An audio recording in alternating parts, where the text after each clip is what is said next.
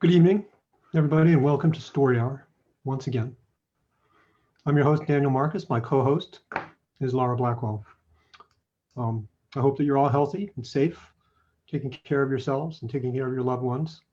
There's kind of a light at the end of the tunnel, which for once isn't an oncoming train. It looks like we are going to be a different place as far as the pandemic is concerned, but we're still kind of shut in, kind of locked down, and regardless, we're still looking for distraction, amusement, and something more. All the things that great literature gives us.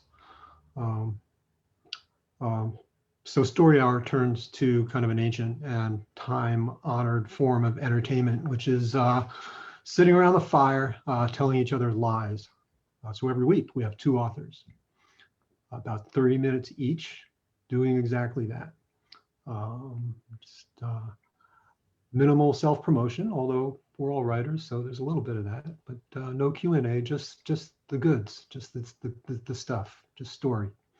So each week we also offer a couple of brief PSAs for organizations provided by our readers, suggesting how you might be able to help your communities if you're fortunate enough to be in a position to do so. So our readers tonight are Edward Austin Hall and Rebecca Gomez Farrell. Edward is reading tonight for charitywater.org. Along with implementing community-owned water projects, our local partners help facilitate comprehensive water sanitation and hygiene programming to protect everyone's long-term health. And we'll be slamming the link into the chat pod so you can check it out yourselves. Rebecca is reading tonight for the Speculative Literature Foundation, especially the following event, which is coming up this Sunday, March 21st at 4 p.m. It's basically what publishing professionals wish first-time authors knew. The panelists are Jacob Weissman of Tachyon Publishing fame, Angela Dalton, Arlie Sorg, and Ann Seaton. So the Speculative Literature Foundation, which is a great organization. If you're here via Zoom, please mute your mic, but feel free to leave your camera on because we'd like to see you if you're so inclined. And feel free to use chat. Our Facebook Live friends, of course, feel free to comment, but we can't see you, obviously. We have a really great program tonight, so let's get right to it. Rebecca Gomez Farrell was a returning reader at Story Hour. Welcome back. She refuses to say Bloody Mary 3 times into a mirror, but she writes stories about the people who do. Wings Unfurled, the sequel to her epic fantasy Wings Unseen, comes out from Meerkat Press in 2022. Rebecca's speculative fiction has been published over 24 times, including in Beneath Ceaseless Skies, Quiet Afternoon 1, and 2 is forthcoming, and the best indie speculative fiction of 2019. She is the communications manager for CEFWA. We were just talking before we fired up the stream about the NEBIs, so there's kind of a lot to do for the comms manager for CEFWA right now. And she co-organizes local chapters, Women Who Submit Lit, the East Bay Science Fiction and Fantasy Writers Meetup, and the SF Bay Area chapter of the Speculative Literature Foundation. Plus, she waxes poetic about good eats and drinks at her blog, thegourmets.com. Fiction website is RebeccaGomezFarrell.com, and social media at thegourmets, TheGourmez. All right, Rebecca, take it away.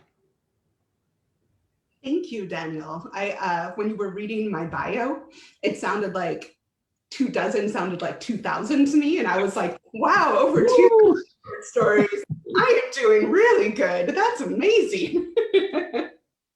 I also wanted to share that every single time I go to the website for the Story Hour, because it's Story Hour 2020, I am deeply amused, in part because time traveling is part of our genres. So thinking we're still in 2020 just makes sense. And also, you know, this last year has kind of felt like suspended animation. So the geek in me is totally amused that we are still using Story Hour 2020 as the website, and I hope you use it forever. Well, actually, that's a interesting comment, because I've been thinking about just snagging the Story Hour 2021 domain and just doing a redirect. But maybe I won't, you know? Yeah. There are ways you can market it. That's all I'm saying. All right. Thank you for sharing the event coming up with the Speculative Literature Foundation, our local San Francisco Bay Area branch. There is, if you go to the link that Laura provided, there is a $10 donation that we're asking, but that will not stop you from attending. If you cannot afford the donation, then please just let me know in any way possible and we will get you a ticket, because it is going to be a super informational panel. Even if you aren't a first-time novelist, I can no longer say I'm a first-time novelist, but I am sure I'm going to learn so much from the awesome panelists we have at this event. So totally come. I am going to read for you 2 stories tonight. The first story I'm going to read is one of the very first short stories that I ever had published. It is called She Could Be Me, and it was published in Flashes in the Dark in 2010. Flashes in the Dark no longer exists, but She Could Be Me is actually going to be reprinted next month in Bards and Sages Quarterly. So I am very excited that it will be coming back out of the dark. It is a flash fiction horror piece, and I like to think of this one as Twilight Zone meets The Ladies Who Lunch. So here is She Could Be Me. I'm delayed, Tom said, calling from the airport. Celia could barely hear him. The airport loudspeaker played an endless stream of announcements in Spanish, a language she didn't understand. The announcer's voice sounded ethereal and discordant over the cellular network, like an off-tune harp being plucked. I'll be home tomorrow, Tom continued. Don't get bent out of shape, okay? What a bizarre thing to say. Celia never complained when he was delayed. Okay, can't wait to see you, love you. He'd already hung up.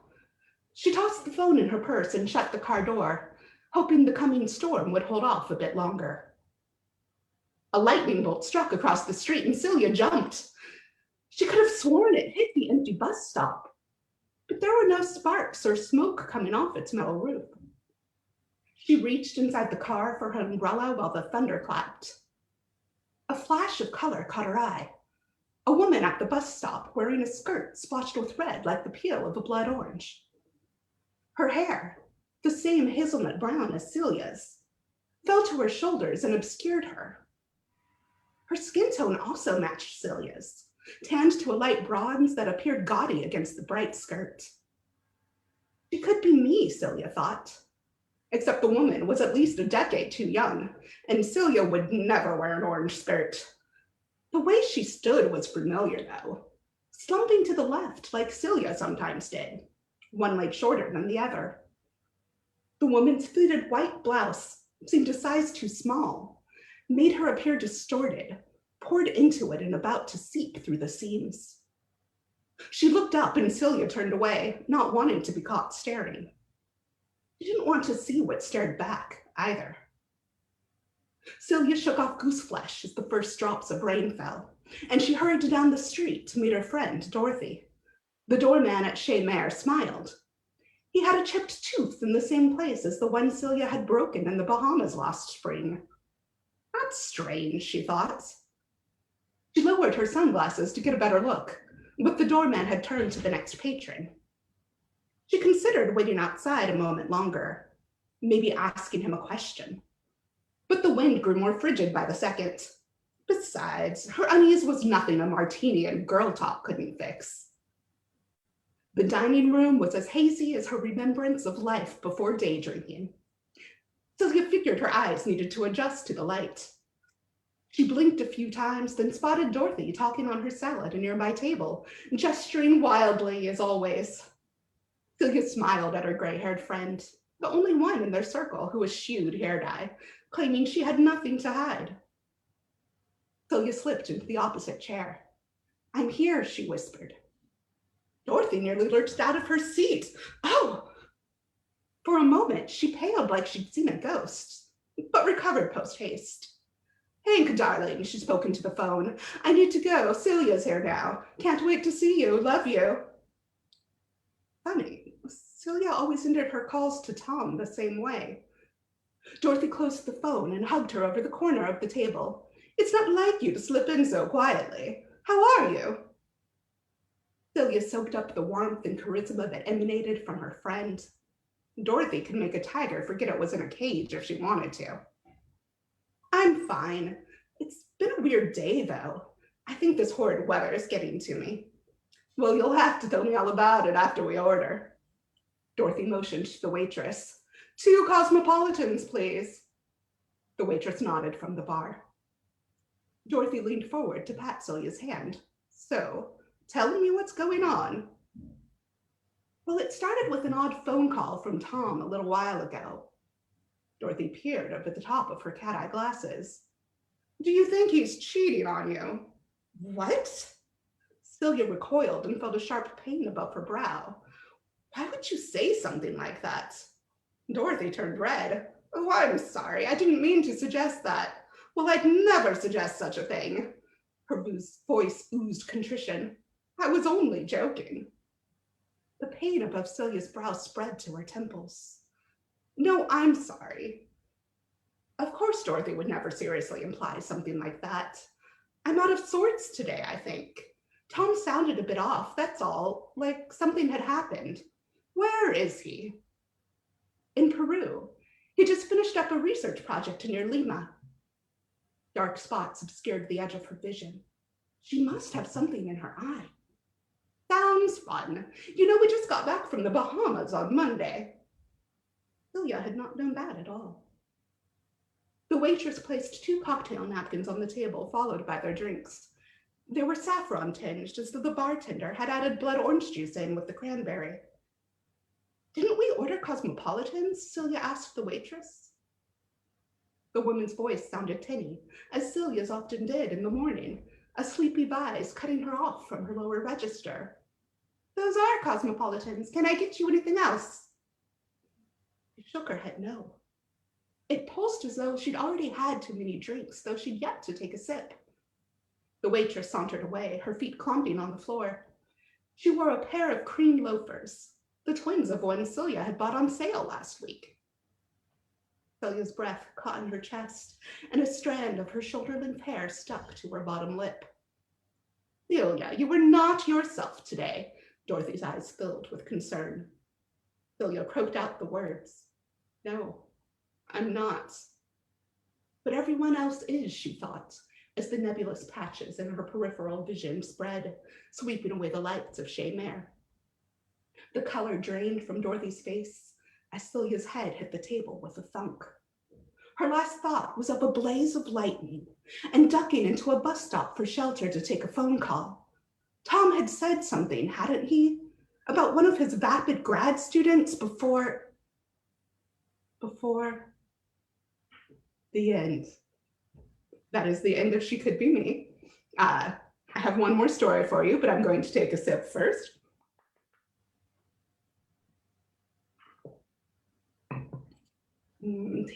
Tasty rosé vermouth is what I'm drinking tonight. So thank you for listening to my first story. My second story is also flash, so it's also pretty short. And this one is quite the change in tone. It is a light fantasy tale. It will be appearing in A Quiet Afternoon 2 by Grace and Victory Publications. If you remember, last time I was here, I read An Inconvenient Quest for the first volume in what is now a 2-book series. A Quiet Afternoon focuses on cozy lo-fi speculative fiction, and the tagline for cozy lo-fi speculative fiction is, "The stakes are low. The expectations are reasonable. The resolutions are satisfactory. Wrap yourself up in a cozy blanket, make a cup of tea, and enjoy a quiet afternoon." My short story that will be in A Quiet Afternoon 2 is fresh catch of the day, and I hope you enjoy it. Tall boulders ringed Mabel's magic market, a bustling bazaar perched above an ocean cliff. Jian, 71 but spry as 63, pondered which vendor she'd like to barter with to use her water spouting skills for lunch. A spark of light about as bright and fast fizzling as a firecracker caught her eye. Ah, the light weavers at work. Jian settled onto a nearby bench to watch the show of their craftsmanship as she contemplated whether a soup dumpling was the way to go for lunch. At their vendor stall, one of the light weavers remarked to a friend, "Did you hear? Some wind catchers brought in 3 barrels of Cornwall Island oysters just this morning." The light weaver worked his magic as he spoke, spinning ultraviolet waves and bursts into weightless blouses of rainbow radiance. "Really?" replied his companion, weaving some golden threads into a scarf. "Why, no one's parted those reef waters in years." Cornwall Island oysters? Jian smiled, remembering the first time she'd tried that delicacy. 60 years ago. Her father had instructed her to tilt her head back and slurp the juices. He'd been a thought planter, whacking craggy oyster shells with only a finger snap and a suggestion spell. The bivalves had opened right up. Oh, how their creamy ecrude meat had gleamed.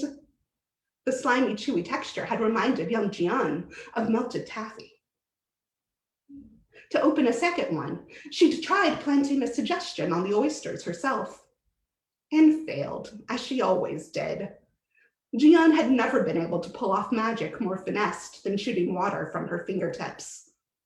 "That's all right," her father had said, handing Jian his knife. "What you've got already, my clever girl, is more than enough." Jian smiled at the memory as the light weaver sighed. "Well, I've never cared for them." He placed a stack of shimmering blouses on the market stand, too briny. "More for me," thought Jian. Faster than she could salivate, she marched over to Aldrich, the voice defender. She'd never bartered with him before, put off by his constant sneer. Flame wielders like him were the worst. But Jian wanted to taste those oysters again, and their savory sweetness like wintermelon tea.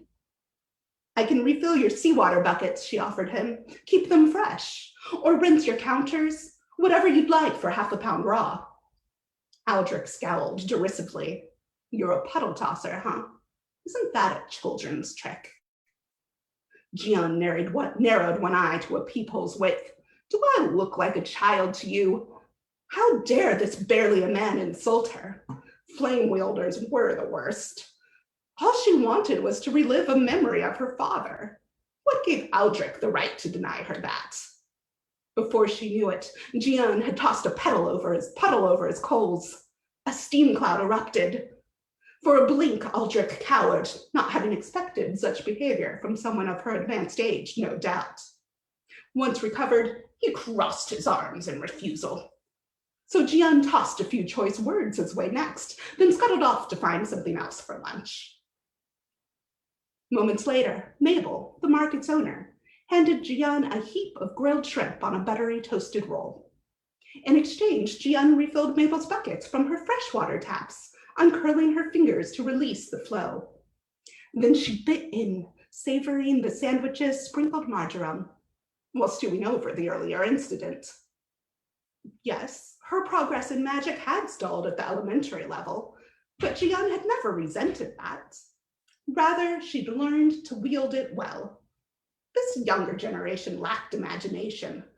Once they witnessed a wind catcher yanking a surge from the sea, they didn't bother with the lesser skills. But Jian remembered her father, lying belly down in the dirt, demonstrating how to study water molecules at eye level. He taught her to bend them to her well before they seeped back into the earth. Stray bits of crawfish dotted Jian's arms like pale devils of her liver spots. She dribbled water down to whisk the discards away. "Bet Aldrich would never believe I could spray his shells forcefully enough to scrub them clean. Bet he'd never think a finger wiggle could steam those oysters better than smoking them on the grill." The more Jian thought about that Cornwall Island catch, the more determined she became to get her share. If Aldrich couldn't see her magic's worth, why, she'd show it to him. Her short stature helping to mask her approach, Gian sneaked between vendor stalls. At Aldrich's stand, a light weaver handed him a sparkling sweater, taking an oyster carton for payment. Aldrich pulled the garment on, radiating with satisfaction, or maybe light refraction. Gian took aim, hurtling a concentrated stream into his chest. The sweater sizzled out, leaving Aldrich in only his wet undershirt. He cursed, whirling in her direction. Gian ducked below the nearest stall and waited until his boots, dusted with shell specks, came into view. She tossed a puddle directly under his next clop and ran. Splash! Aldrich batted at his now soaked ankles, while Gian released a water burst over his head and toward his stall, forceful enough to arc several oysters high into the air from the overfilled bucket. Thief, he yelled. She dashed after the falling oysters, throwing puddles that Aldrich might slip on as he gave chase, especially right. Ouch! Aldrich kissed the dirt after finding a pothole she'd flooded. His eyes narrowed, flaming amber. The oysters hurtled down from the sky, and Gian leapt toward them, catching a handful in her knapsack. The heat of Aldrich's fire lance singed her neck hairs. She spun around, aiming tickles of dew at the shoppers who'd stopped to watch the affair. Moist spots blossomed on the looky-loos' alternating shoulders, causing the crowd to swerve their bodies toward each other to investigate, and effectively blocking Aldrich's view of her escape. Knees creaking, Gian hurried past the boulders that bordered the market and dropped to a ledge beneath the cliff face. Like the waves below, adrenaline crashed through her. Once her wheezing calmed to a reassuring pitch, she admired the crimson stripes decorating the oyster's ridged shells. She jimmied her father's old knife between one's lips and shucked it open. Under a layer of opaque juices, the oyster meat's sheen was as shiny as she remembered. She loosened its muscles and heard an odd clink. A misshapen, dull-grained pearl peeked out from beneath the oyster's flesh. Others might judge the pearl flawed, but Gian thought it was a beautiful specimen. She rinsed it with her pinky. Perhaps a metal reaver would fashion it into a pendant in exchange for a water massage. Gian slurped the oyster up. Briny as sea air before a storm, earthy as mushrooms braised in butter, and just a touch tough. Her father would have loved it. The end. Thanks so much for having me, everyone. It's been a delight. Those were really fun. Thank you so much.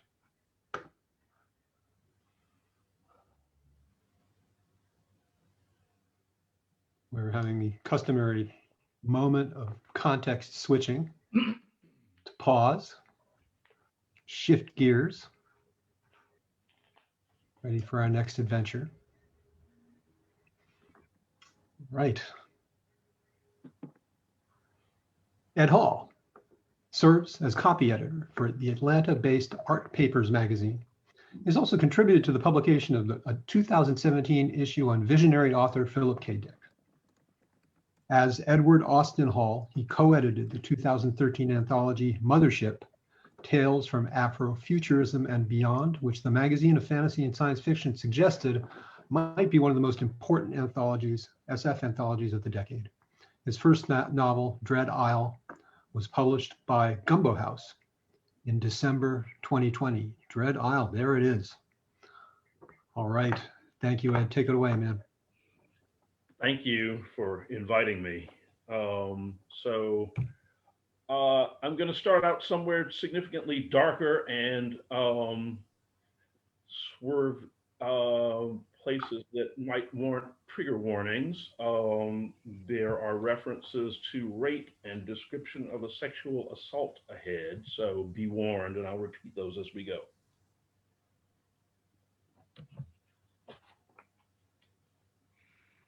Splatterday. Hidden from his fellow attorney's view by the boardroom table, Reed Shields' right hand drummed softly on the briefcase beside him. His left hand perched against his face like some uncertain insect. Again, Annie Martinson said to Terry Smith, their client, the previous day's verdict had drained her. Only sentencing remained, and few expected even her courtroom powers to alter its outcome. The army roach arose unforeseeably from efforts to feed millions of starving people. We never suspected. Smith leaned back and folded his hands. Annie, I can't. Shields' hidden hand clenched. Martinson stared at their client for a moment. Her head swiveled, but her gaze never wavered. You promised the crisis court a statement. Yes. Smith lowered his gaze toward the tabletop. The truth is that I engineered the whole thing. Shields' right hand relaxed against the cool surface of his case. Yes, he'd known about Smith's lies. Now, Shields had one thing left to do, no backsliding. He gripped the cool, hard handle of the case. He'd spent his life savings on it. A funny word, life. The case appeared to conform to crisis guidelines for luggage and containers, to be transparent in order to reveal deadly passengers or their egg cases. World commerce had come undone because of hidden infestations that turned freighter after freighter into ghost ships. And whenever any of those ships made landfall, they loosed dark carpets of insects that consumed all in their path. The incredibly lethal filovirus spread by the army roach's bite was just icing on a big black cake. Martinson sat higher in her chair. I don't understand. The cockroach was an unaimed weapon. It was fecund, mildly anthropophagous, and it lived in civilization's shadow, close to people. You're not making sense. But Martinson's chair squeaked as she pushed away from the table and away from Smith. He spoke mechanically. Inducing legionary behavior in roaches was easy. Interbreeding unaltered bladed populations with gendified ant roach hybrids was trickier. You know the rest. Martinson stared. Why? Billions of people, billions. Why? We wiped out millions of species. I was trying to save what was left, but limiting choice of prey to humans worked only in the lab. Smith looked up, tears in his eyes. Not in the field.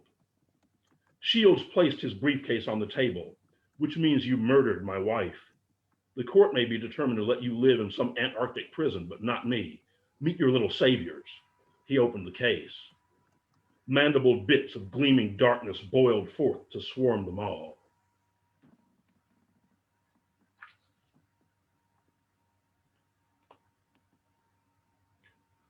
Again, the next two stories have references to sexual assault and rape.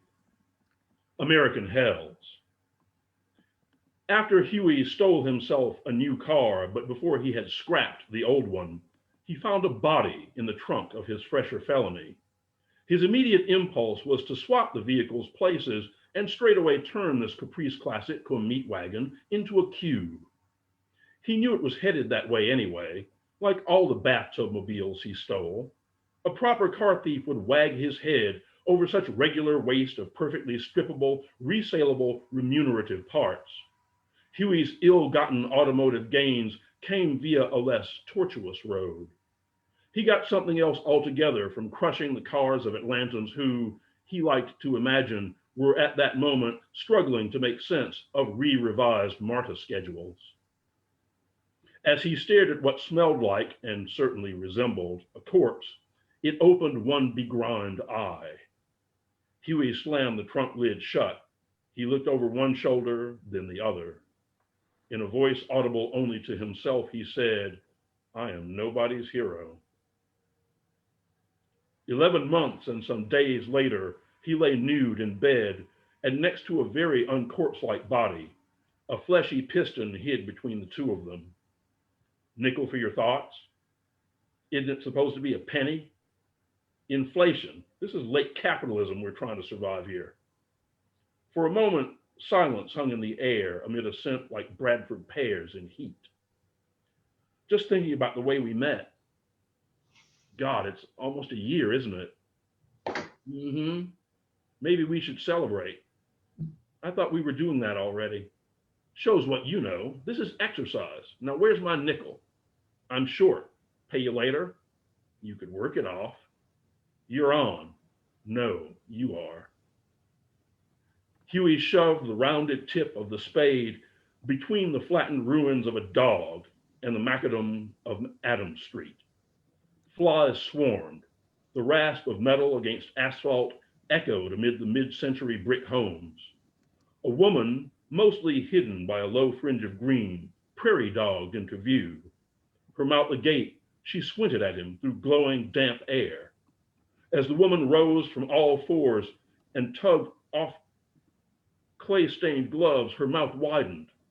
Her eyebrows arched before collapsing against each other. As if he were shifting to get a better angle on his bloody chore, Huey positioned himself between the woman and the Caprice's license plate. He'd known that stopping to deal with the dead animal fell in the bad idea column.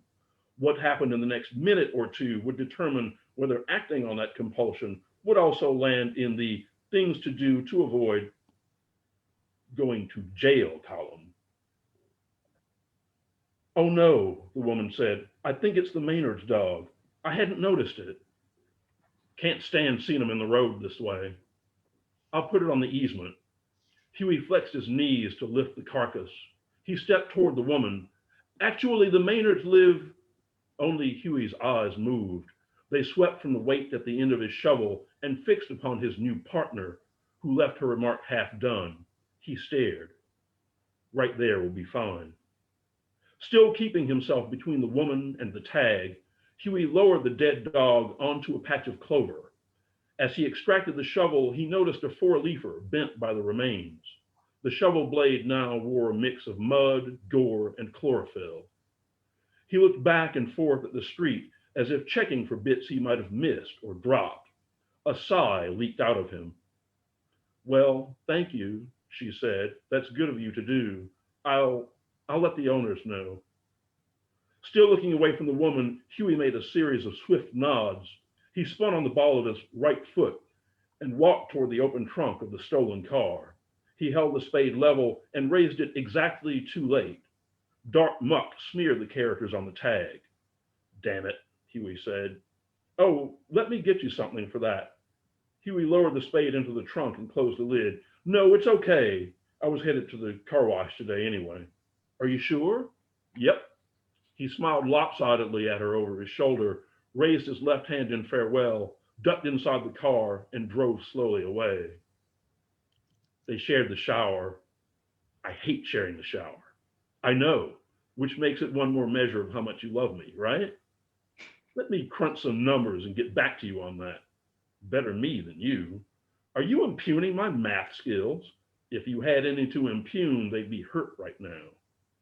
Huey reached around to soak nipples that were not his own. Why, Mr. Growl, I do believe you're working yourself up to further devilment. Your command is my wish. Huey opened the door to his front porch, just in time to see Quasimodo bounding panther-like toward what passed for afternoon rush hour on East Lake Drive. Terrified, he yelled, Quasi! The cat moved between hurtling rubber, plastic, and steel as if enchanted, and he reached the far side of the road unharmed. He was also that rare cat who came when called. So he turned and dashed back into traffic. Again, he moved among impending and retreating tires. Just short of the grass on Huey's side of the street, an ungainly bucket of metal swerved and struck the speeding feline, who spun across the blacktop and slammed against the curb. Huey yelled one vowel-filled syllable as he vaulted over the porch railing. One glimpse of his cat's crushed skull told Huey half of what he didn't want to know. A glance at the receding culprit, its license number a blur, did the rest. Do you want to rest now? No. You? No. Maybe. Yeah. Huey rolled closer to lap at Private Salt. He licked his lips and smiled. Pardon me. Do you think there's screwing in heaven? Without end, so to speak. I also believe that 9 billion angels dance on the head of every clitoris. And you arrived at that specific number how exactly? Lower math. What, you never heard of the 9 billion names of God? You know I don't believe. Yeah, I still can't fathom that one. You believe in heaven and hell, but not in God. Because I met Satan. That sorry MF don't rate the label. He didn't rape you or leave you for dead. True, but you lived. I'm betting none of the others did. You live. And I'm still not ready to talk about him. What they ultimately did about him took some time to initiate, and care, which seemed wholly alien to their quarry. Huey's main worry was about leaving behind his own hair or skin or legally binding aura, anything that might point the cops his way.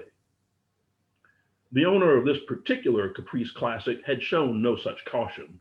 Bloodstains formed a rank blossom in maroon, mahogany, and crusted shades of black upon the trunk's interior surfaces. After using tongs to pick through the tumulus of wadded burger wrappers and empty condom envelopes behind the driver's seat, they saw a knife with long dried blood on its blade and haft. Again using tongs, they restored the blanket of trash bit by bit from the flattened garbage bag where each piece of detritus rested during their search. Unbelievable. How does this guy stay out of jail? If there's an opposite of a master criminal, he's it. What a hog. That's an insult to hogs. What do we do with all this? I say we put it where it'll do the most good. You mean park it on shithead's head? The only kind of killer I ever want to be is of cars. I said I'd help you get justice. And you know what that is. I know what it's not. Speed traps and Fort Privilege? Hello. You feel the same way I do about that shit. To protect and serve property, that's what it should say on the side of every cop car. Meanwhile, morons swerve across the center line to park facing the wrong way because walking across the street is too damn hard. Don't change the subject. You think jail is justice for what this asshole's done? That's an insult to assholes, about which I have fond feelings, as you know. This is a joke to you. What you went through is no joke to me. I tell you all the time, I am nobody's hero, but I am also not the guy who stands by while people shit on the world. You rip people off. Half the stuff you charge your customers for, you never do. How is that not shitting on the world? They should drive better cars.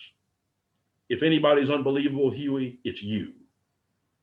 In silence, they locked Shithead's car inside Huey's paint room, made their way between dusty hulks of metal and glass, and exited the big garage. Above their heads, a lone hanging bulb lit an ancient hand-painted sign, H&G Automotive.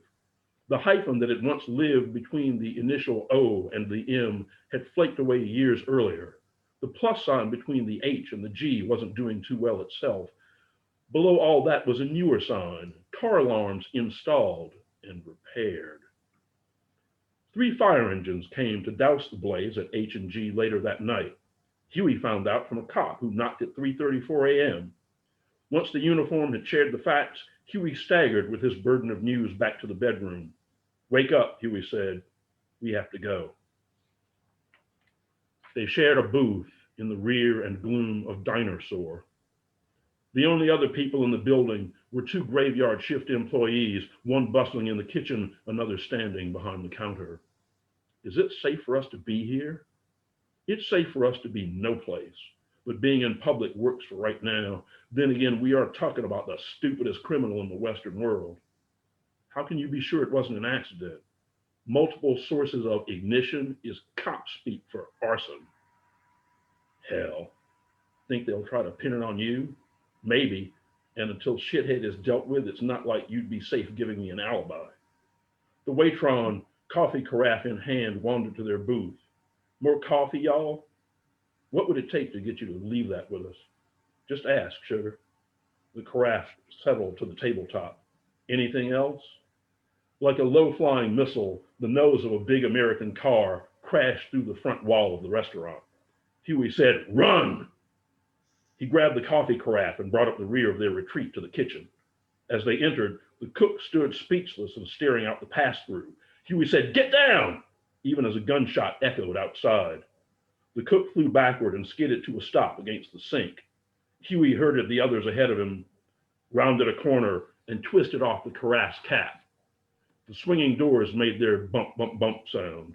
With his right hand, Huey drew the carafe across his chest and held it upright near his left shoulder. The muzzle of a gun eased into Huey's line of sight. He counted to nothing and dashed the carafe hard to his right. A scream and a gunshot resulted. Huey rounded the corner. He reached for the pistol with his left hand, even as he drew back the carafe with his right. The remnant of scalding coffee that he poured onto his back went unregistered. So did the impact of the carafe as it caved in Shithead's head. So too the impact of Shithead's bullet, which sprayed Huey Grau's brain against the walls of Dinosaur's kitchen. Before they exited Huey's unstolen Thunderbird to find themselves seats inside Dinosaur, they listened to the click of its cooling motor. Amanda said, "Whatever happens, I still think it's time for me to go. Back to my life. Back to women." Huey sighed. "You know I'm grateful for everything you did for me, for saving me. Had to be able to save something in this life. You keep the strap on, okay? It's a good one. You can sterilize it, use it with your next whoever." "I remember. I want you to keep it and use it in good health for a long, long time." He sighed again. "I need coffee. Now." 5 years and some days earlier, Huey opened the door to his back porch. There again stood the patchy black cat, whose fur grew especially thin between his shoulder blades. "This indoor-outdoor thing is not working for me, dude." The cat emitted a prolonged yowl. Most of a minute passed. The cat yowled again, and Huey opened the door. "Here's the deal. You come in, you stay in, and I'm calling you Quasimodo. No ifs, no buts." Quasimodo entered and head-butted Huey's shin. Huey closed the door and locked it.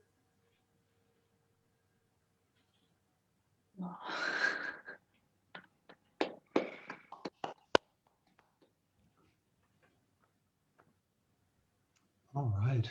Two more, one short, one even shorter. This is called Anatomy Lessons.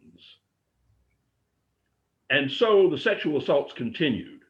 The police did their part, but it was not the part that the law called for. They did all they could, but still protest persisted.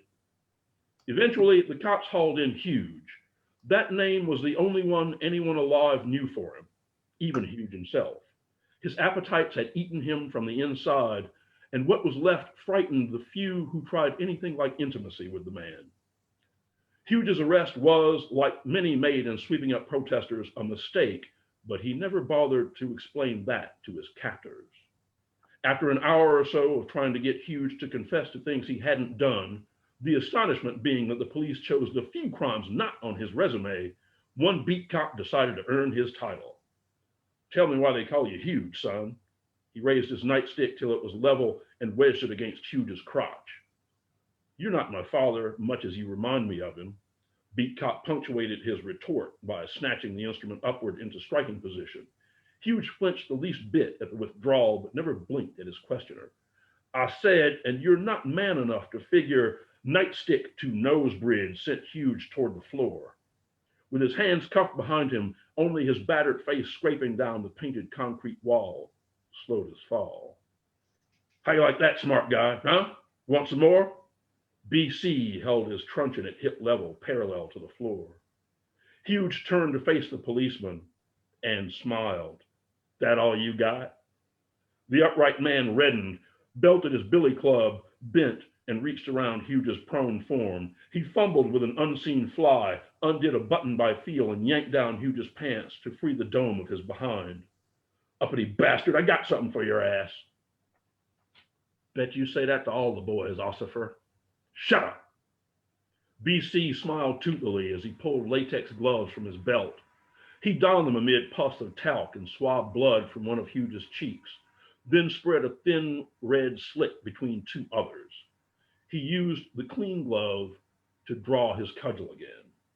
Huge did not move at all as BC pressed the tip of the weapon into the bloodied cleft. BC leaned into the other man. "Come on, let me in." Hughes exhaled audibly and lay silent, as if applying a battering ram to a suspect door. BC cocked his arm and thrust the baton forward. Hughes inhaled again audibly. The policeman stared, blinked, searched for where else his forearm could be, other than where it clearly was, vanished inside the other man. He tried to remove his arm, but found that any struggle only hid more of him impossibly inside of Hughes. BC, as if air had been crushed out of him, was whimpering for help a few minutes along as his head was engulfed. Less than an hour later, a detective opened the interrogatory door and poked his head into the room. Hughes sat, handcuffed to the table, alone, whole, and unbloodied. An hour after that, as police bestirred themselves in search of their missing colleague, Hughes walked free of the precinct, already in search of someone else to fill, however briefly, his own monstrous emptiness.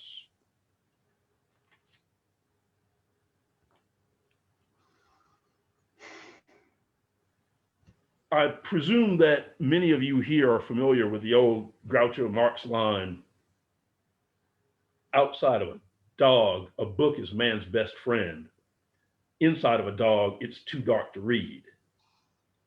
Well, a friend of mine put a challenge on Facebook not long ago and said she thought that line was ripe for some play, so to speak. This was my response to her challenge. Outside, in the dark, lurks man's best friend. Inside, in the dog, a man realizes he's been lied to about everything. Thank you.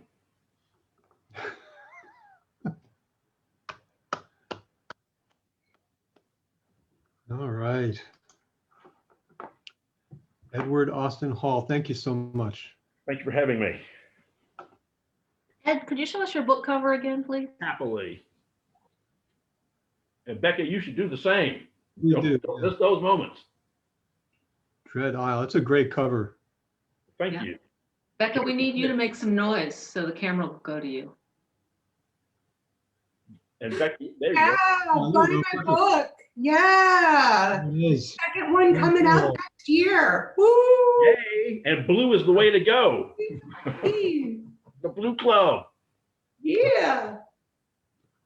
Well, thanks everybody. What a great evening of fiction. Thanks for joining us again.